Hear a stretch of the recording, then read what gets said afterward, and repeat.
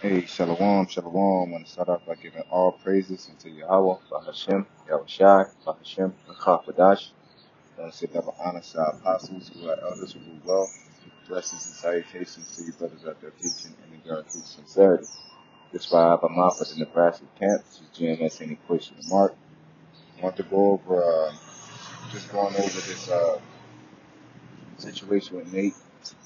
You know, from watching the video, it seems like, as the scriptures say, evil seducers shall wax worse and worse, and we'll get that real quick.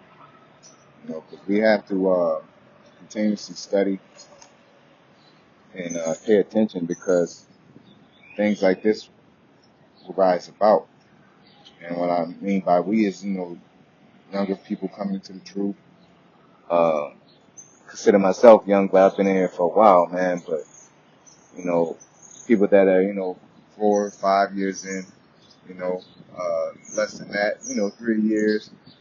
You got a lot of dogma such as the Trinity doctrine, which they consider the Father, Son, and the Holy Spirit to be the same, okay, which they are not. Because, what Nate is saying is that, the whole time during the Old Testament, Yahweh was not present, which is a lie, okay?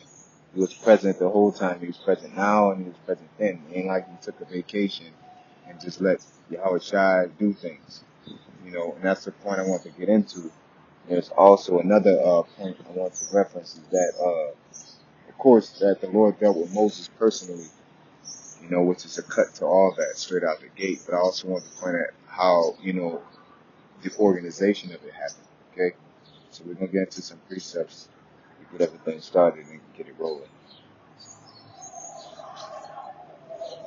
All right, we're going to go into Exodus chapter 3, of course, okay? So when we go into Exodus chapter 3, it says, 3 and 1, it says, Now Moses kept the flock of Jethro, his father-in-law, the priest of Midian, and he led the flock to the backside of the desert and came to the mountain of the Most High, even to Horeb. And the angel of the Lord appeared to him in a flame of fire out of the midst of a bush. And he looked, and behold, the bush burned with fire, and the bush was not consumed. Okay?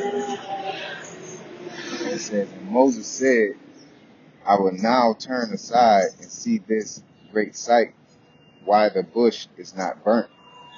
When the Lord saw that he turned aside to see, the Most High called him out of the midst of the bush and said, Moses, Moses. And he said, Here am I. And he said, Draw nigh hither, put off thy shoes, off thy feet, for the place wherein thou standest is holy ground. And that's a major indicator right there, because it's not too many times, that this was a necessary thing. Like Yahweh Shai led the Israelites out of Egypt, okay? But they didn't have to, sanctify themselves in a way that they have to do now. They have to do with Moses, right? The tabernacle, which is the Ark of the Covenant, representative, with the mercy seat of Yahweh Shai. Outside of the tabernacle, outside of the Ark of the Covenant, the tabernacle that stood over the chariot, you know what I'm saying? You didn't, Moses had to, when a cloud filled the tabernacle, you had to, hold yourself to a certain standard. You couldn't just walk in a certain way. The inner chambers, things like that. The point is that the Most High was and is always present. Yahweh Shai being the first created angel, first created spirit, and the only begotten spirit of him, pursuant to Hebrews, I believe the 11th chapter, the 10th chapter, Hebrews, the first chapter, Salakia, goes into let you know who Yahweh Shai was and how he's represented. And this is where the confusion comes in, and Nate is pretty much going back into a Christian doctrine of pretty much saying, you know, Yahweh Shai is the Most High, or just trying to hide the name, you know, of both, okay? Because within the same passage, okay, uh, in Exodus 3, if you go to Exodus 13, it'll go into doing what? Speaking of the Most High's name, okay? Now, this is where, you know, like in Exodus 4, matter of fact, we're reading Exodus 13, it says, 3 and 13, it says, and Moses said unto the Most High, behold, when I come unto the children of Israel, and shall say unto them, the power of your fathers have sent me unto you, and they shall say to me, what is his name, and what shall I say unto them? Did he say Yahweh Shai? No. Okay. It says, and the Most High said unto Moses, I am that I am, and he said, thus shalt thou say unto the children of Israel, I am, hath sent me unto you, which is Yahweh. Okay, and the Most High said, moreover, unto Moses, thou shalt say unto the children of Israel, the Lord, the power of your fathers, the power of Abraham, the power of Isaac, and the power of Jacob, hath sent me unto you. This is my name forever, and this is my memorial to the generations. Now, when you go into a passage like when the Lord referenced, you know, how he dealt with Abraham under the tree, okay, and he said, before Abraham was, I am, you know, because, you know, we're going to get that in 2nd Ezra, the 6th chapter. You know, Yahweh Shai has always been there, okay? Yahweh Shai is, he was the angel that orchestrated the heaven and earth, creating the heaven and earth, okay, which is going to prove that as well. But the Most High is the one that's giving the orders. Let there be light. Let there be a firmament. That's the Most High. Okay? Yahweh Shai is doing he's this, how can I say it? He's not the owner, but he's the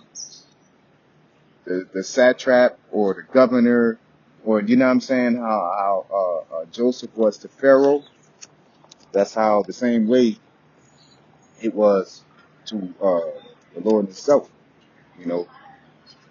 So within this, there's always just like, a connection. Okay. See here. Yeah, just like Joseph and the Pharaoh, that level of rulership, he wasn't Pharaoh, but he had the governance. Okay. I believe it's like satraps or something like that, like a statement that was used. But these guys, well, Yahweh Shai has that type of rulership. Okay. And it just wasn't cemented until he died and rose again, and he's going to come back in his glory, where pretty much on planet Earth, he's going to rule in that same stead, you know, with that same level of power, you know. But matter of fact, let's get this real quick. So we're going to go into the book of Matthew's, uh, 22 and 44. It says, the Lord said unto what? My Lord. Okay. Lord, all caps, which we know that's the Most High. You know, even Esau know. Okay, but when the Lord is like a capital L, then it's lowercase O-R-D. That's in reference to Yahweh Shai. Okay, or just rulers or lords. You know, normally it's like all lowercase when it's just rulers and things like that. Because a lord is just a ruler. Okay, but that word is through translation is generally used. Okay. But they'll use all caps for Yahweh, and then use capital L with all lowercase letters after that for Yahweh Shai. So it says, the Lord, all caps, said unto my Lord, sit thou on my right hand till I make thine enemies thy footstool. Okay? If David then called him Lord, how is he his son? Okay? So this is proof that they're two different beings, right? There's two different levels of rulership. There's two different beings. Okay, Yahushua is extremely important to this ministry. He's extremely important to the existence of everything. But he is not Yahweh, the Most High.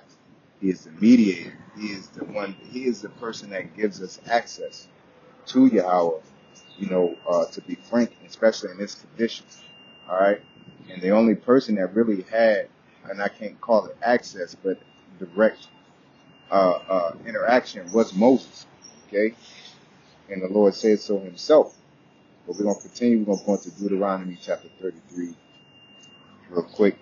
I'm just going to cover, the brothers pretty much brought this out already, but I just want to, build the foundation, then get into Second Ezra, the 6th chapter.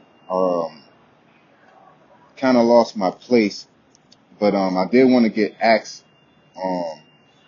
17 real quick, or 7:30, I believe. Let's see, let me double check. Yeah, so once we go into the book of Acts 7:30, because I did want to get this point out as well, because when you go about the burning bush, that's the Most High. The Most High presence was there, but Yahushua also was there. Okay, and it says Acts 7:30, well, we go 7:29 says, then fled Moses at this saying, and was a stranger in the land of Midian, where he begat 2 sons. And when 40 years were expired, there appeared to him in the wilderness of Mount Sinai an angel of the Lord in a flame of fire in a bush. When Moses saw it, he wondered at the sight, and he, as he drew near to behold it, the voice of the Lord came unto him, saying, I am the Most High of thy fathers, or I am the power of thy fathers, the power of Abraham, and the power of Isaac, and the power of Jacob. Then Moses trembled, and durst not behold. Then said the Lord to him, put off thy shoes from thy feet, for this place where thou standest is holy ground. I have seen the affliction of my people, which is in Egypt, and I have heard their groaning, and I will come down to deliver them, and now come will I send thee into Egypt. Okay. This Moses, whom they refused, saying, who made thee a ruler and a judge, the same did the Most High send to be a ruler and a deliverer by the hand of the angel which appeared to him in the bush. He brought them out after that he had showed wonders and signs in the land of Egypt, and in the Red Sea, and in the wilderness in 40 years. So that angel that appeared to them was Yahushua, but the presence of the Lord was there because he was the one speaking. Okay, which coincide with how Mount Sinai, how you do inside of the tabernacle when the smoke filled. Okay, just because one is present doesn't mean the other one wasn't. All right, that's just being simple. You know what I'm saying? Just like I give no examples, but that you'll get my point.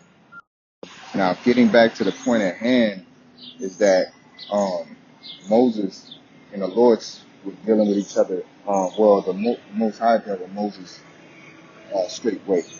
Okay, and you'll read that in Numbers chapter 12 verse 6. It says, and he said, hear now my words. If there be a prophet among you, I the Lord will make myself known unto him in a vision, and will speak unto him in a dream. My servant Moses is not so, who is faithful in all my house. With him will I speak mouth to mouth, even apparently, and not in dark speeches. And the multitude of the Lord shall behold, wherefore then were ye not afraid to speak against my servant Moses? Okay? So this is a situation that transpired. I'm sure everybody knows, but with Miriam and everything.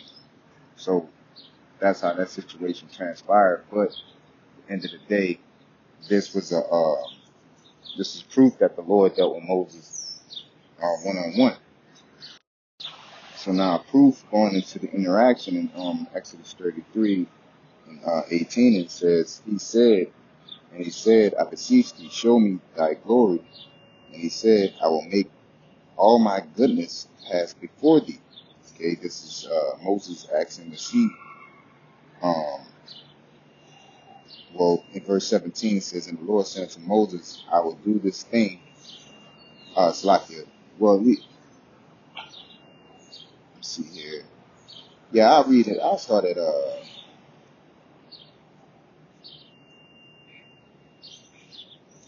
I started 13. 13 seems cool. It says, now therefore I pray thee, if I have found grace in thy sight, shew me now the way that I may know thee, that I may find grace in thy sight. Slakia. Shew me now the way that I may know thee, that I may find grace in thy sight, and consider that this nation is thy people. And he said, my presence shall go with thee, and I will give thee rest. And he said unto him, if thy presence go not with me, carry us not up hence, for wherein shall it be known here that I and thy people have found grace in thy sight? Is it not in that thou goest with us? So shall we be separated, and I and thy people, from all the people that are upon the face of the earth. And the Lord said unto Moses, I will do this thing also that thou hast spoken, for thou hast found grace in my sight, and I know thee by name. And he said, I beseech thee, show me thy glory. Okay. And he said, I will make all my goodness pass before thee, and I will proclaim the name of the Lord before thee, and I will be gracious to whom I will be gracious, and will show mercy unto whom I will show mercy. And he said, thou canst not see my face, for there shall no man see me and live. Okay? And the Lord said, L-O-R-D or all caps, behold, there is a place by me, and thou shalt stand upon a rock, and it shall come to pass, where my glory passeth by, that I will put thee in the cliff of the rock, and will cover thee with my hand, and I will pass by. And I will take away my hand, and thou shalt see my back parts, but my face shall not be seen. Okay? This is the Most High. This is Yahweh. Alright? Moses was a man he trusted. Okay? Because if that was Yahweh Shai the whole time, why was in that situation, or the extremities of seeing him put on Melchizedek? Because Yahweh Shai was Melchizedek, and he came in the spirit. Okay, so why wasn't Abraham able to bear witness of him? If it was the Most High at the same time. It was Yahweh Shai the whole time as the physical presence. All right, which again, the Most High dealt with Moses interacting personally, but the Most High was there all the time.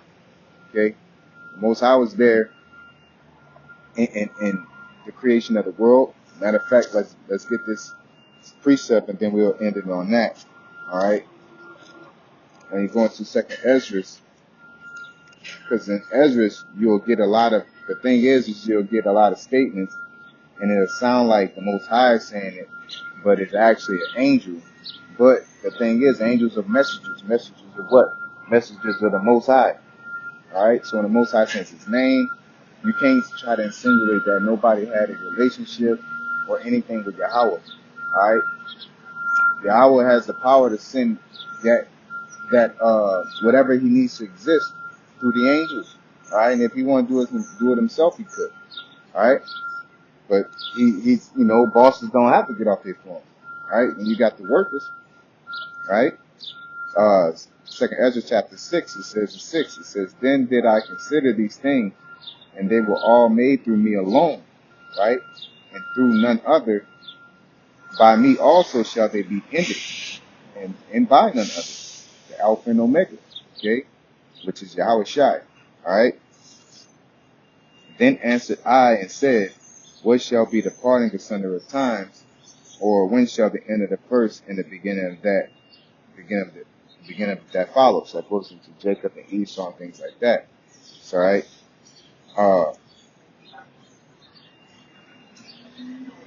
see here.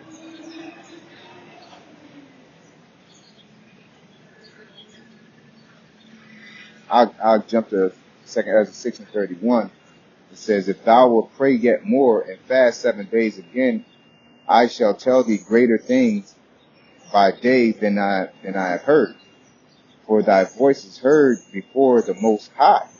Okay? For the mighty have seen thy righteous dealing. He hath seen also thy chastity, which thou hast had ever since thy youth. And therefore hath he sent me to you to shew thee all the all these things, and to say unto thee, be of good comfort and fear not. Okay? So I'm gonna jump to verse 36. It says, in the eighth night was my heart vexed within me, and I began to speak before the Most High. For my spirit was greatly set on fire, and my soul was in distress. And I said, O Lord, thou speakest from the beginning of the creation, even the first day, and saidest, thus let heaven and earth be made by thy words was a perfect work. And then was the spirit and darkness and silence were on every side. Son of man's voice was not yet formed. Thou commandest the fair light to come forth of thy treasures, that thy work might appear upon the second day. So it's going to go on and on and on. You know, it's a long read. If I were to read it, it's talking about how his voice was the essence that commanded. Okay, that commanded all these things. Okay, but Yahweh Shai, okay, again, was what? The angel that was or the a part of the angels, because in that word says and God said let there be light. You know what I'm saying? Well, and the angels, you know, pretty much did it and said it is good. You know, you go in that word God, see here, I'm trying to find it. Go in that word God, it goes into Alahayim, which means powers, multiple. Okay, angels. All right. So the thing is that I get, well, Nate's been manipulative, okay, because it could create confusion, because in times that, you know, angels were doing that, it was the Most High was present.